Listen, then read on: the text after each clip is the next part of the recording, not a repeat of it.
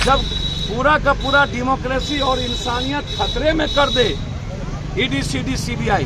लालू यादव जी के रेलवे विभाग में जब घपला हुआ था तो आप इतने दिन से सोए कहाँ? क्या अब कोई आवाज, कोई लोकतंत्र नहीं बचेगा?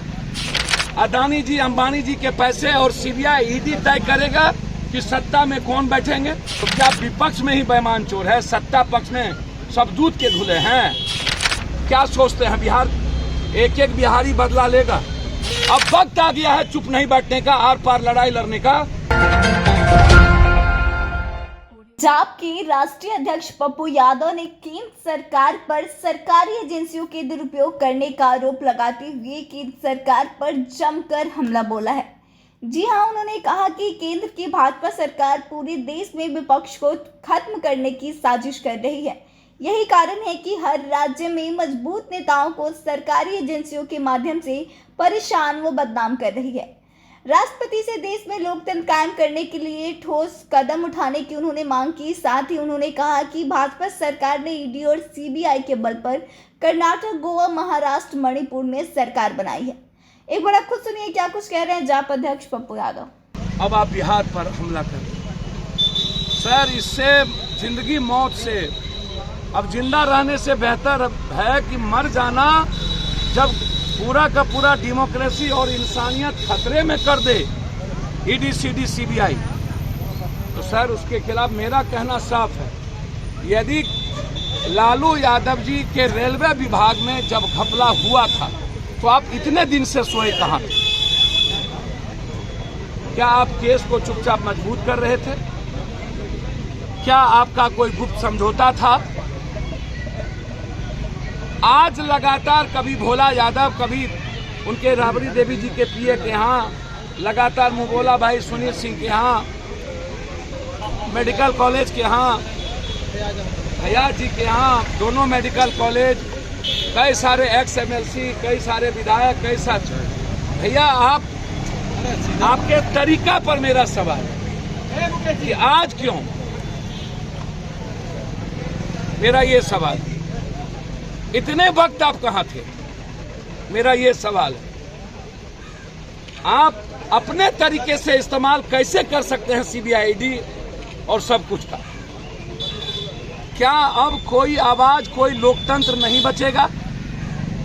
क्या किसी को हिंदुस्तान में जनता के द्वारा चुनने का अधिकार खत्म हो गया? अब अदानी जी, अंबानी जी के पैसे और सीबीआई, ईडी तय करेगा कि सत्ता में कौन बैठेंगे?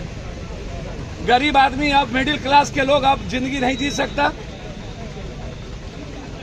और यदि पूरा परिवार इन्वॉल्व है तो मेरा सीधा सवाल है कि 3 साल से आप कहां थे? 3 साल से आपने 2 केस में आपकी ईडी ने उनको छोड़ दिया, माफ किया, और कभी भी आपने चार्जशीट नहीं की। भोला यादव को 2.5 सालों तक, 3 सालों तक आपने नहीं पकड़ा। जो लोग बालू या जो पैसे हैं, आपको पता है कि कोई जमीन लिया है, तो मेरा रिक्वेस्ट है कि भोला यादव जी को आपने टॉर्चर किया, पैजामा कुर्ता पहन के बना के भोला यादव के कुर्ता में मूसा दे दिया, मूसा, ये सीबीआई वाले, अब मूसा डाल करके भोला यादव से मुंह जबरदस्ती परेशान किया। और अब जब आज विश्वास मत है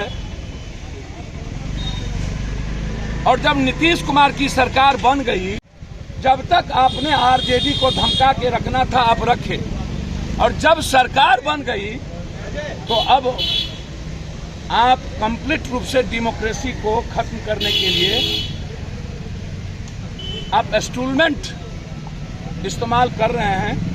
आप जो बेईमान है, जो चोर है, आप उसको जेल भेजिए, मेरा उस पर कोई आपत्ति नहीं। तो क्या विपक्ष में ही बेईमान चोर है, सत्ता पक्ष में सब दूध के धुले हैं?